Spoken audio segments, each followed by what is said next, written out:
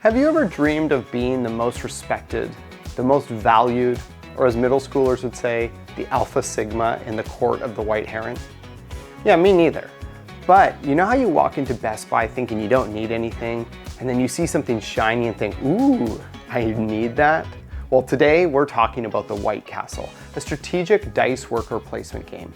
You didn't know being top dog at the White Heron Court mattered to you. In fact, you don't even know what it is. Or maybe you do, but then I've got some serious follow-up questions. But once you sit down with the White Castle, ruling that Heron house like Big Bird runs Sesame Street might just become your new favorite hobby. The White Castle is a game for 1 to 4 players, and it will probably last you about an hour and a half or so. So come hang with me at the table and I'll give you a brief overview of the game before meeting you at the end with some overall thoughts.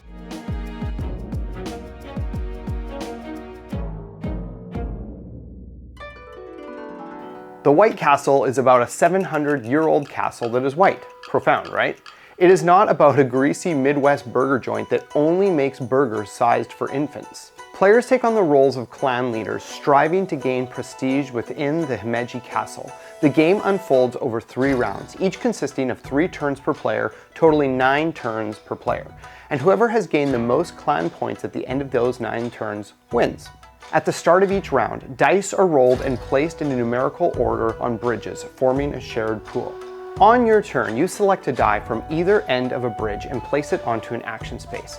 Taking from the right side of the bridge is always the most powerful. However, if you take the leftmost die, you will receive the lantern reward. More on that later. There are 4 areas in which you can place your selected die. These are the castle, outside the walls, the well, or your personal domain, which is a pretty tough guy way of saying your player mat. When placing a die, you calculate the difference between the die and the action spot and gain that amount in coins if your die is higher, or pay that amount if it is lower. In 3 to 4 player games, your die can be placed on top of an already placed die. In this case, calculate the difference based on the die that is there. First of all, let's take a look at the well. This is basically the White Castle's version of the water cooler, so it's a good place for us to get to know each other. The well's action space is unique because unlimited dice can be placed there, but the value you compare to is always 1 when you're placing. So, place a die, gain any coin difference, and then you receive whatever 2 resources are displayed and one of these fancy daimyo seals. You better believe I googled that pronunciation. Next, there's outside the walls, which has 2 dice spots that connect to the 3 core actions of the game: gardener, courtier, and warrior. Through these, you get to send your citizens to participate in the life of Himeji Castle. These actions are each fueled by one of the 3 resources in this game. Gardeners cost food, warriors require iron, and courtiers spend your mother of pearl, which makes the other 2 resources sound pretty lame. These resources are tracked and spent on your personal domain. To place a gardener, place your leftmost gardener meeple on a garden. Pay the food cost and immediately gain the benefit. You will gain this benefit again at the end of rounds 1 and 2 as long as any dice remain in its respective bridge. The courtier action has 2 options, and you can choose to do either or both. You can pay 2 coins to take your leftmost courtier and place it in the gates of the castle. And you can allow one of your placed courtiers to climb the social status ladder of the castle by paying 2 or 5 mother of pearl to advance 1 or 2 spots respectively. Wherever this little climby guy ends his movement will grant you bonuses from the card that is there. Finally, warriors. After all, no castle is complete without conflict. Place your leftmost warrior on one of the training yards, pay the iron cost listed, and take the immediate benefit listed there.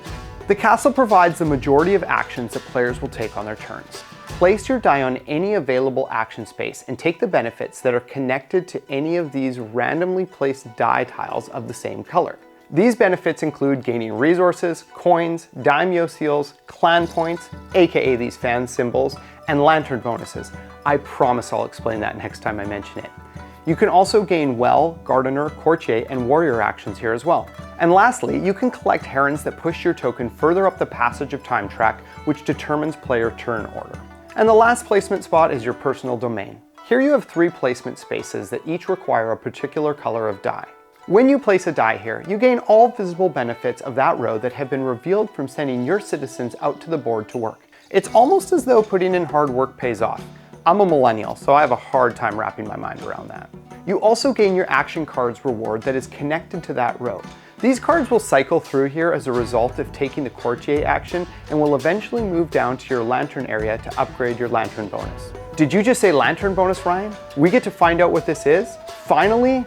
I'm almost tempted to not because I'm mean like that, but I promised, so here you go. Whenever you gain a lantern bonus, you will get everything that is pictured to the right of this icon here. So this bonus becomes progressively stronger as you move more cards down here, like turning your flimsy lantern into a floodlight that could summon Batman. I hope that was worth the wait. Each round ends after all players have taken 3 actions. At the end of the first 2 rounds, you adjust the turn order based on the passage of time track and also award any applicable garden benefits.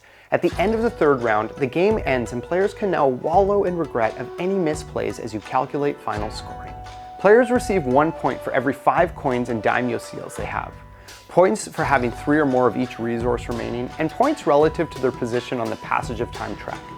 Each gardener will grant points based on the value shown in its garden, each courtier will gain bonus points based on how high up the castle they move, and each warrior will yield points based on how many courtiers you have inside the castle. The player with the most clan points is the winner and can strut their stuff as the greatest in the court of the White Heron. The other players are basically a bunch of lousy pigeons, and not the nice ones, the really stinky noisy ones. So, is the White Castle a crowning achievement or just a greasy slider that's sure to make you sick the next day? Well, that's up to you, but here are some pros and cons from me. Let's start with the pros. First, while dice drafting and dice worker placement has been done before, the system in this game is unique and it's awesome. The valuing of high dice for money but the low dice for the lantern bonuses is really cool, and also the dice stacking changing the values is just fantastic. Second, this game is so neat and tidy with incredibly clear and intuitive iconography that makes gameplay feel so smooth, seamless, and enjoyable. And lastly, it's incredibly rewarding. You only have 9 actions in this game, and chances are your first action is going to feel really lame and pointless. However, by the end, you're able to pull off stellar combos and do incredible things that are going to make you literally feel like you are a king that deserves to live in a castle. Now some cons.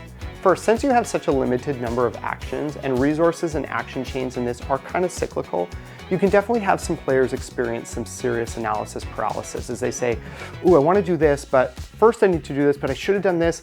Oh, but not if I don't. Oh, but I need that type of thing. Some of us are patient gamers and can live with that. But if watching your friends think and talk to themselves isn't your jam, this might be a downside for you. And secondly, I'm a bit torn on this one, but I think there are some of us who feel like this game might feel like it ends just a touch too early. Like you're finally accomplishing things and feeling good about your life, and then all of a sudden it's final scoring. I haven't played with the expansion yet, but perhaps that would scratch that itch for anyone who feels this way. Personally, although I think any game can always be improved upon, it was really hard for me to come up with much for cons on this one. First of all, this is my type of game. I love it and I think it's amazing. It's incredibly well designed and such a blast to play. So, is this your next purchase? I would say that if you like dice worker placement, this is one of the best games for that ever. I think that's where this game really shines. It also has some great engine building and resource management as well. Personally, if I were to recommend this game to people, I would most likely suggest it to people who are into games like Lorenzo Il Magnifico, Troyes, Coimbra, and Grand Austria Hotel. Or if you like a big game that comes in a tiny box, this is definitely for you, because let me tell you, this is kind of insane. It's like at the end of a camping trip when you go to take your sleeping bag and you're trying to stuff it into the sleeping bag, you know what I'm talking about. That's difficult. I'm Ryan, and I'm honored that you decided to spend your time watching this video. Feel free to comment your thoughts on this game or tell me a game you wish I would make a video about, and I will be sure to reply to your comments. Now, after reviewing a game with such a rich historical Japanese theme, there's only one thing left for me to do: immerse myself in a traditional, deep part of Japanese culture. AKA, I'm gonna go watch The Fast and the Furious Tokyo Drift.